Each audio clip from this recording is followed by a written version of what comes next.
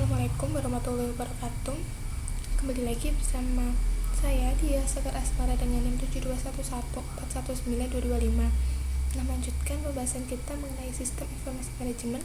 Saat ini kita telah berada pada bab 7, yaitu terkait pengembangan sistem. Langsung saja. Yang pertama ada pendahuluan. Baik para manajer maupun para pengembang sistem dapat menerapkan pendekatan sistem ketika memecahkan masalah. Pendekatan ini terdiri atas 3 tahapan kerja, yaitu tahap persiapan, definisi, dan solusi. Kemudian ketika pendekatan ini diterapkan dalam masalah pembangunan sistem, maka akan berubah namanya menjadi siklus hidup pengembangan sistem atau System Development Life Cycle (SDLC). Pendekatan sistem di sepanjang akhir tahun 60-an dan awal 70-an, minat akan pemecahan masalah secara sistematis mulai menguat.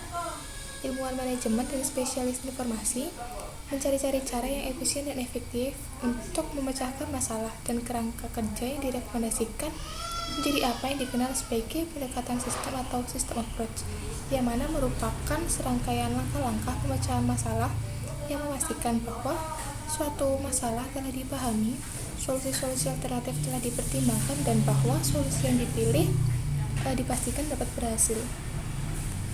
Tahap dan langkah pendekatan sistem.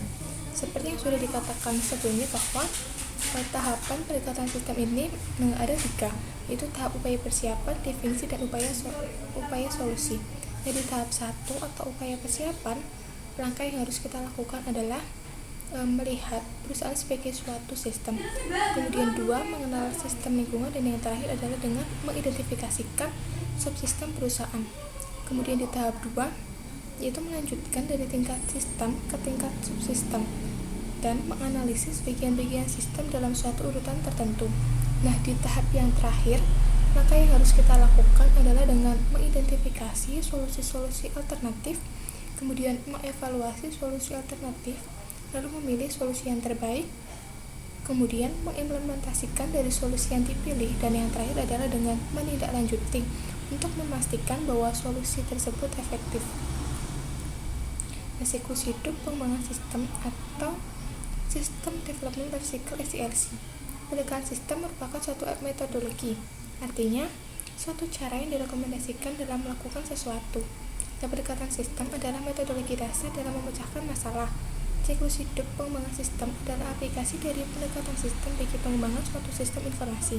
Tahap yang harus dilakukan dari SDLC tradisional ini yaitu berupa perencanaan, analisis, desain, implementasi, dan penggunaan. Prototyping. Prototyping merupakan kegiatan mengubah prototype. Prototype sendiri adalah satu versi dari sebuah potensial yang memberikan ide bagi para pengembang dan calon pengguna. Ada 2 jenis prototype, yaitu prototype evolusioner, yang mana merupakan suatu sistem yang akan menjadi sistem operasional, dan yang kedua ada prototype persyaratan, yaitu suatu model yang dapat dibuang yang berfungsi sebagai cetak biru bagi sistem operasional. Pengembangan dari prototype yang pertama adalah evolusioner, yaitu 1, mengidentifikasi kebutuhan pengguna, yang kedua membuat satu prototipe, kemudian menentukan apakah prototipe dapat diterima, dan yang terakhir adalah menggunakan prototipe. Kemudian untuk prototipe persyaratan, pengembangan berupa 1, membuat kode sistem baru, yang kedua menguji sistem baru, yang ketiga menentukan apakah sistem baru dapat diterima, dan yang terakhir adalah membuat sistem baru menjadi sistem produksi. Daya tarik prototyping. Setidaknya ada 5 hal yang menjadi daya tarik penggunaan prototyping. 1, baiknya komunikasi antara pengembang dan pengguna. Yang kedua, pengembang dapat melakukan pekerjaan yang lebih baik dan menentukan kebutuhan pengguna. 3, pengguna memainkan peranan yang lebih aktif dalam pengembangan suatu sistem. Yang keempat, pengembang dan pengguna yang menghabiskan waktu dan usaha yang lebih sedikit dalam mengembangkan sistem. Serta yang terakhir, kelima adalah pengimplementasian menjadi jauh lebih mudah karena pengguna tahu apa yang diharapkan. Kemudian potensi kesulitan dari prototyping itu ada 3, yaitu 1, pengguna melihat working version dari model yang dimintanya, tidak menyadari bahwa mungkin saja prototype dibuat terlalu terburu-buru dan hasilnya rancangan tidak akan tersusun dengan baik. Kemudian yang kedua, pengembang kadang-kadang membuat implementasi secara sembarangan karena ingin working version bekerja dengan cepat. Dan yang terakhir, prototype evolusioner bisa jadi tidak terlalu efisien.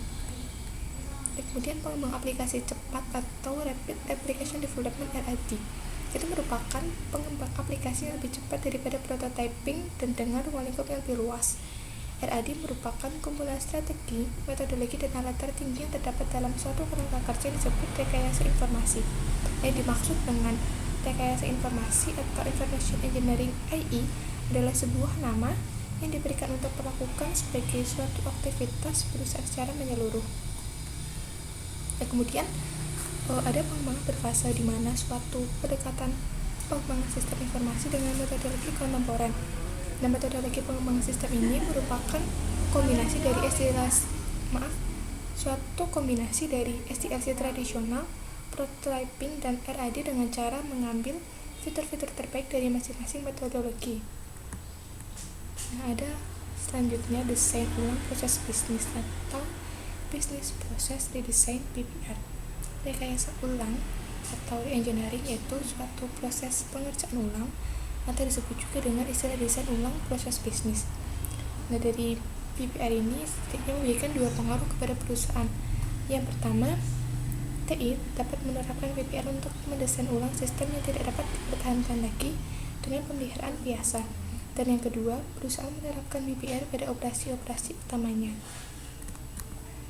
Nah, teknik penerapan BPR. Ada dua teknik yang biasa kita gunakan, yaitu rekayasa terbalik dan rekayasa ulang. Di mana dalam rekayasa terbalik berarti proses menganalisis sistem yang sudah ada untuk mengidentifikasikan unsur dan saling keterhubungan antara unsur tersebut, serta sekaligus untuk membuat dokumentasi pada tingkat abstraksi yang lebih tinggi daripada yang sudah ada. Dan sedangkan pada rekayasa ulang berarti kita merancang ulang sebuah sistem secara keseluruhan dengan tujuan untuk mengubah secara fungsionalitas. Dan kemudian alat-alat pengembangan sistem. Dalam pemmodelan proses ada dua alat yang bisa kita gunakan.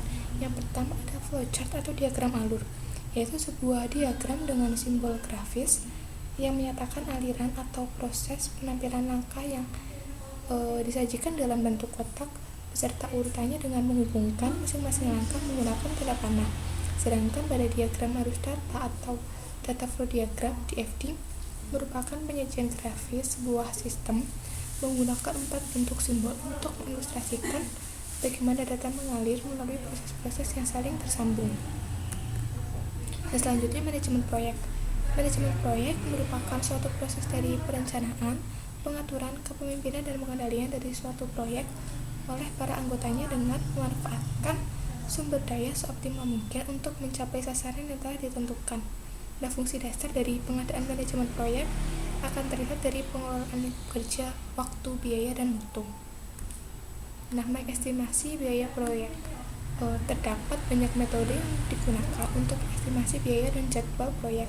Semua metode ini kurang lebih mengandalkan 3 komponen, yakni informasi, yaitu mengenai sistem dan orang yang akan melakukan pengembangan, kedua pengalaman historis, yang terakhir adalah pengetahuan, itu mengenai proses pengembangan peranti lunak dan alat serta teknik apa yang digunakan untuk mengestimasi.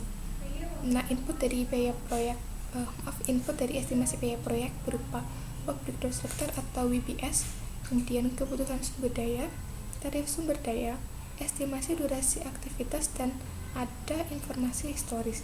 Kemudian alat dan teknik yang digunakan berupa estimasi analogis, estimasi dari bawah ke atas, alat-alat terkomputerisasi, dan model-model matematis.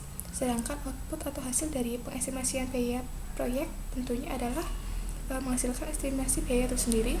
Kemudian ada detail-detail pendukung, dan yang terakhir berupa rencana manajemen biaya. Cukup sekian pemaparan dari saya. Kurang lebihnya mohon dimaafkan. Nah, untuk materinya PPT-nya akan saya sertakan linknya di deskripsi. Sekian, wassalamualaikum warahmatullahi wabarakatuh.